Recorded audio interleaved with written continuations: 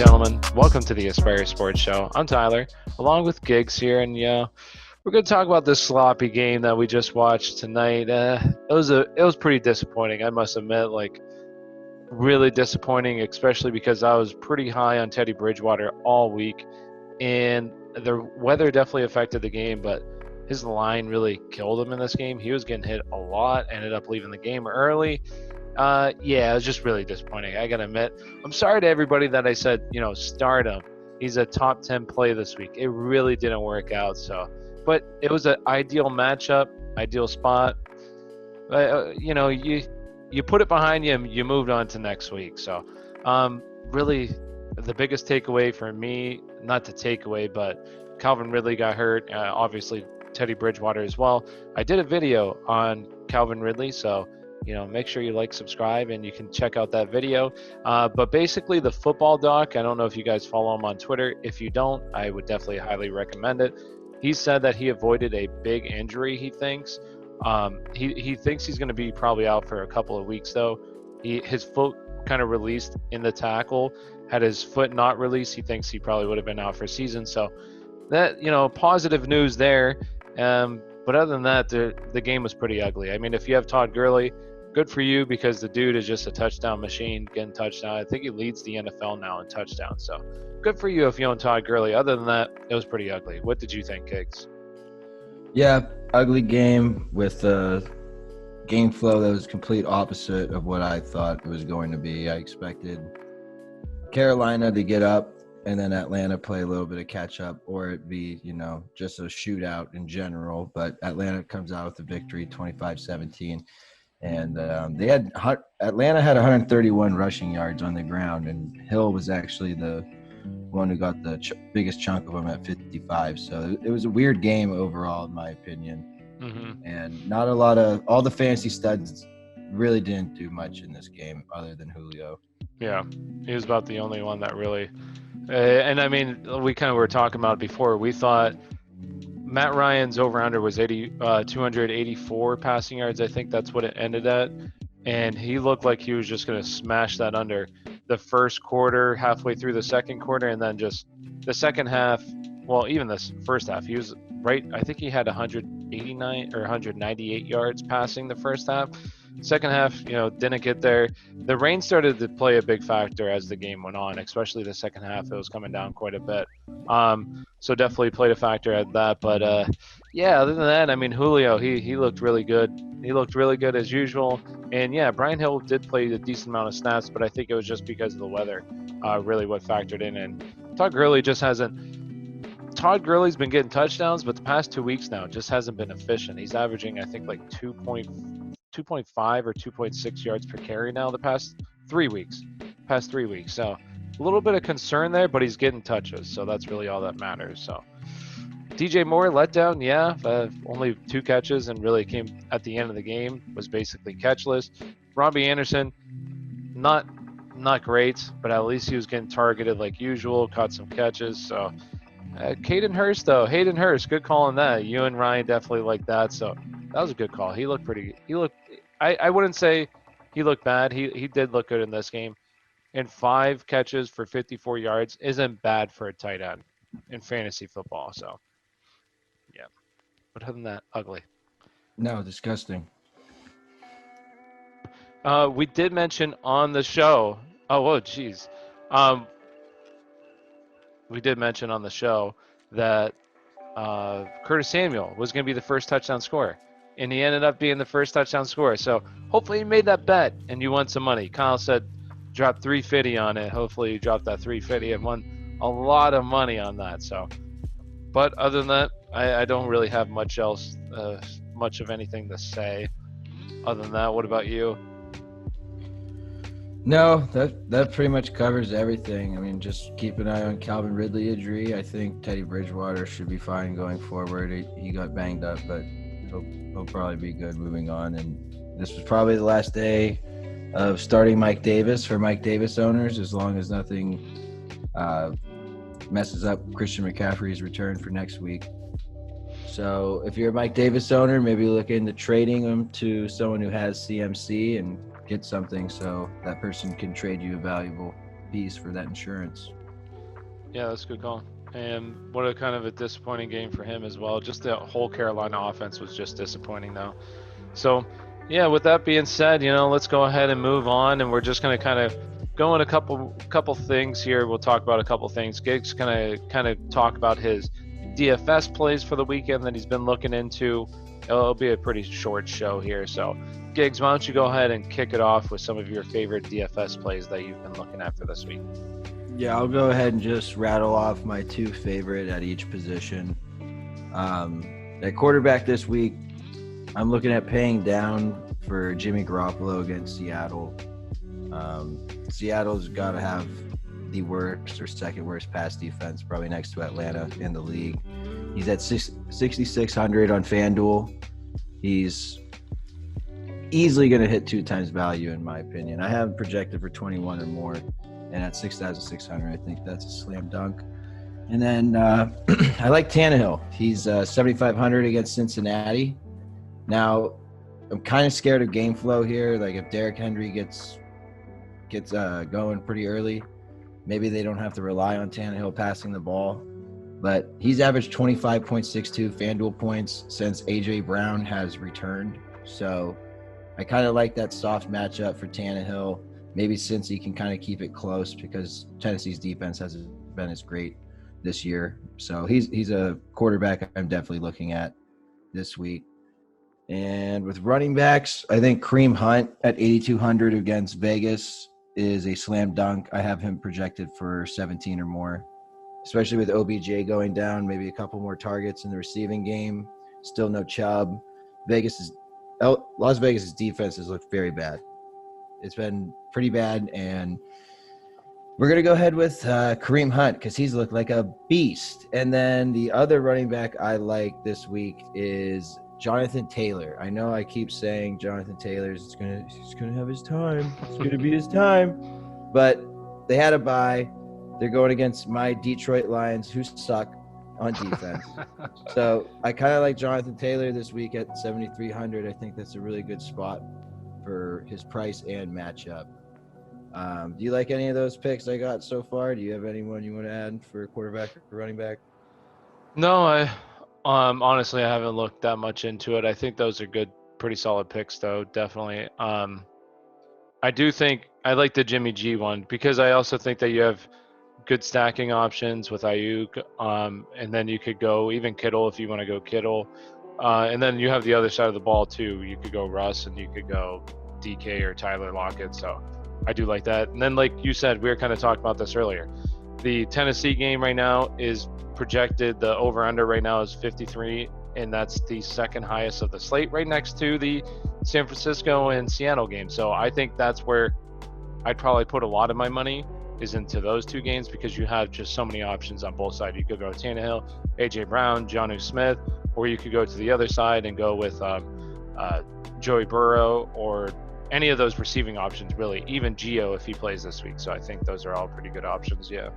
Absolutely. Gio, go ahead and throw him on your player pool or your list of players for running back because if there is no Joe Mixon, which it's looking like there won't be, Gio's at 5,900. That's a really easy spot for him to get 2 times value at 5,900. So, and I'm going to agree with you. Talking about wide receivers, I'm big on paying up for Davante Adams this week. I think him and Rodgers, like, you never know. Like, Davante Adams could go for 20 receptions, 300 yards, and 3 touchdowns. Like, you never know. Like, that's how much Rodgers loves getting him the ball.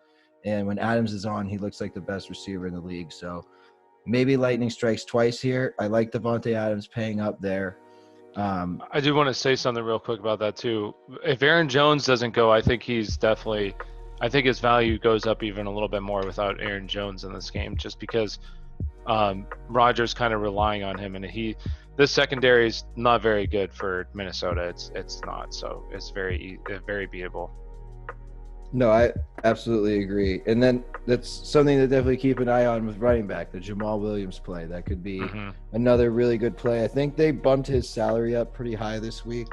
Maybe they had the foresight of knowing Aaron Jones wasn't going to play. But I think Jamaal Williams might be sitting almost at 7K. And at that point, I would tend to lean Gio but Right. he's still a good play, and at that price, he might be less chalky, even with Rodgers out. With wide receivers, though, just to pick up with what you were saying, like Tyler Boyd, AJ Green, T. Higgins, I like them all against Tennessee because I do expect them to play from behind. And Joe Burrow's been flinging the ball all over the place. He's looked pretty good this year. He's beaten his value multiple times on FanDuel. So if I had to list them, I'd probably go Boyd, Higgins, Green. Although Green is starting to look good. And yeah, like I said, I'd pay up for A.J. Brown. I know he's got a question tag next to him about his knee, but I think that's just something they're doing going forward, like we said earlier. And maybe pay down for Corey Davis because he's actually had a decent floor and everyone forgets about that. And I know Humphreys comes in here and there and has big games, but Davis has had a solid floor. I think he's like 5,200, 5,400 this week. So going against a soft Cincy pass defense, I'm digging Corey Davis this week. And then the last offense I want a piece of with their air raid is going to be Las Vegas with Henry Ruggs or Nelson Agholor. I think both of them are priced very cheap. Ruggs at 5,700, Nelson Agholor at 5. I kind of like Agholor more just because you save the $700 and he's kind of looked like the one. So his floor has been about 10 points the past couple of weeks. I'm big on Agholor. Do you like any of those receivers I mentioned? You got any you don't like in there?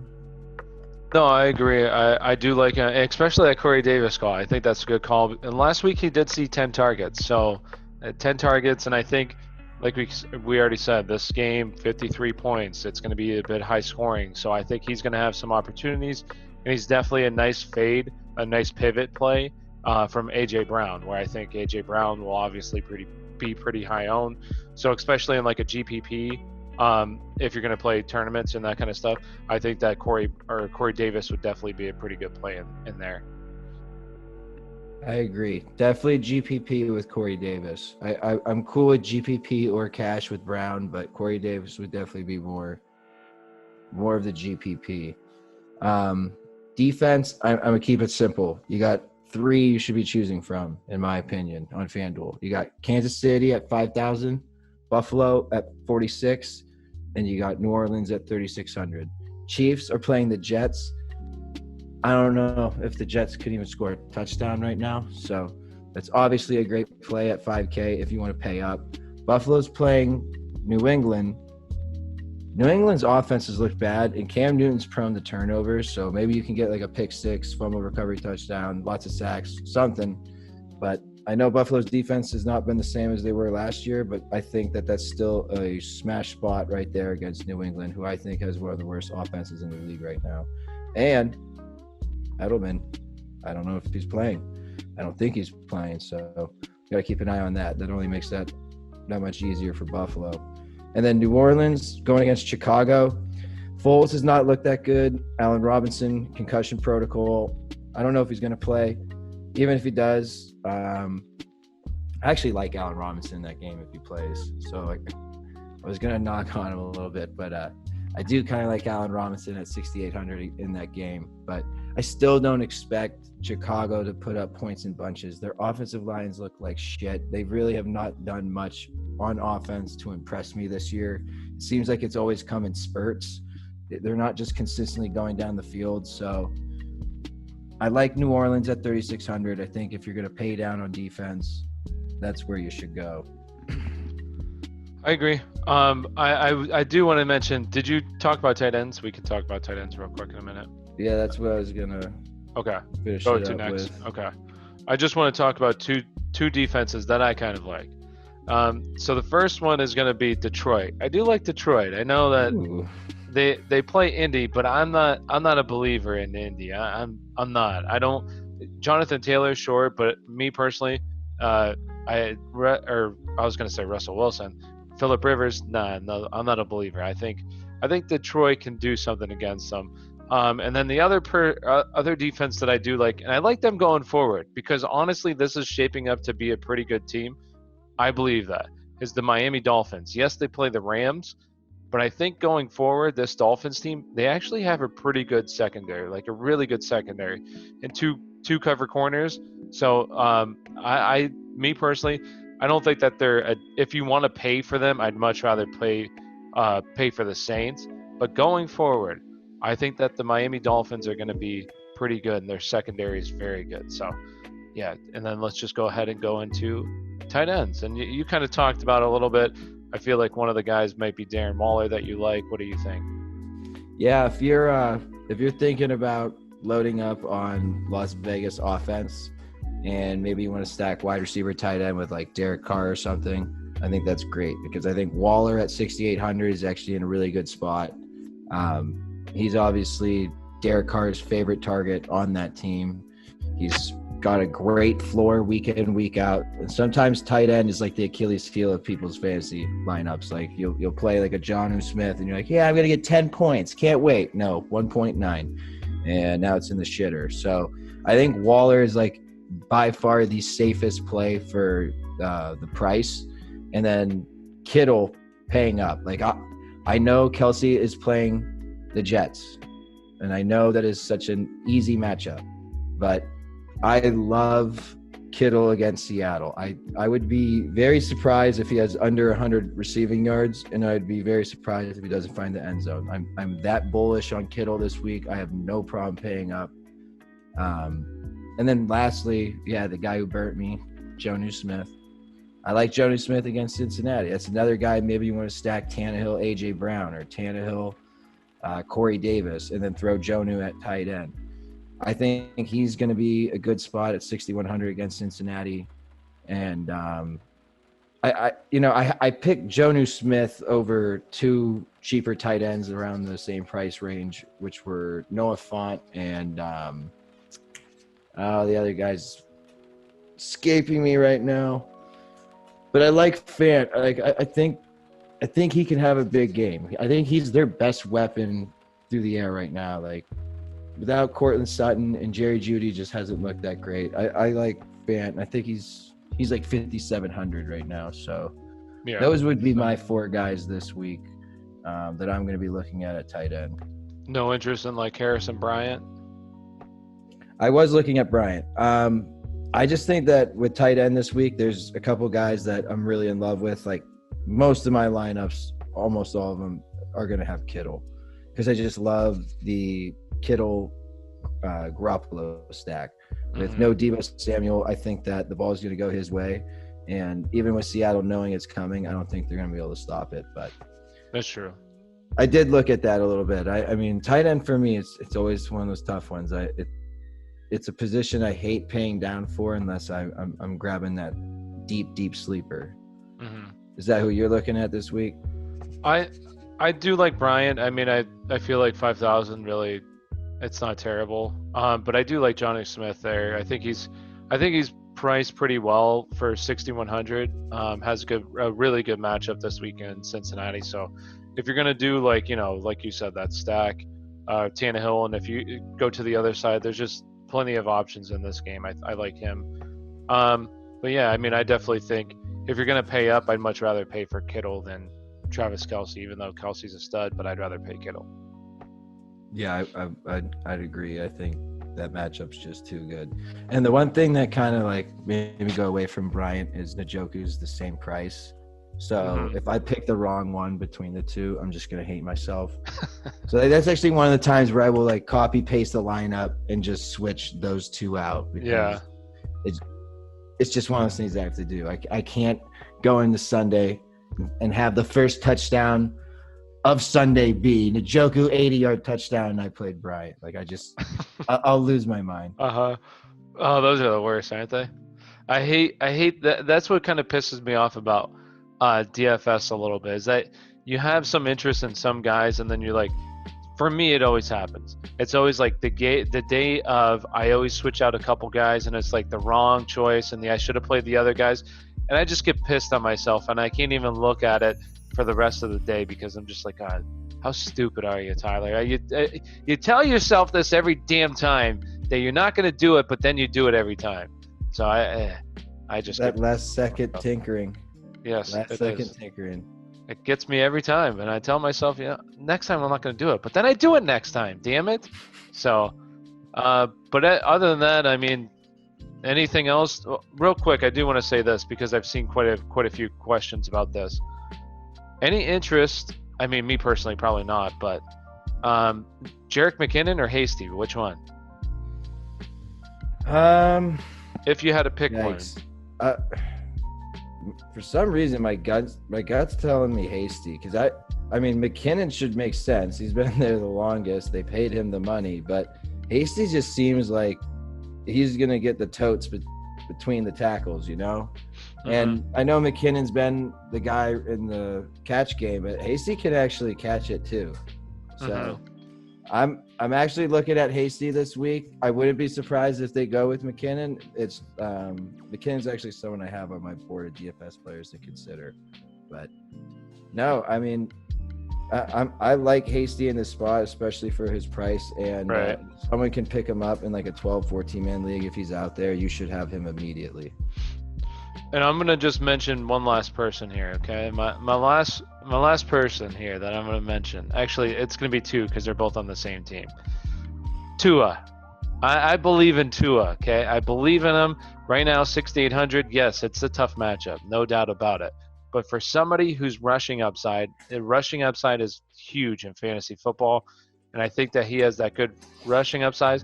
And I'm gonna jump on the bandwagon. I think Miami is going to be a pretty damn good football team. I think so, and then I'll probably get burned next week. But I like Tua. And then one other person, if you don't want to really go Tua, I also think Myles Gaskin. Every single week, I just think he's so underpriced. 5,700, yes, it's a tough matchup, but for 5,700 against a guy, or for a guy that's basically now he's established himself as the bell cow in this offense, I think that he's a pretty good play as well going forward. I would have to agree with the Gaskin call. I saw it at 5,700 and saw him playing the Rams.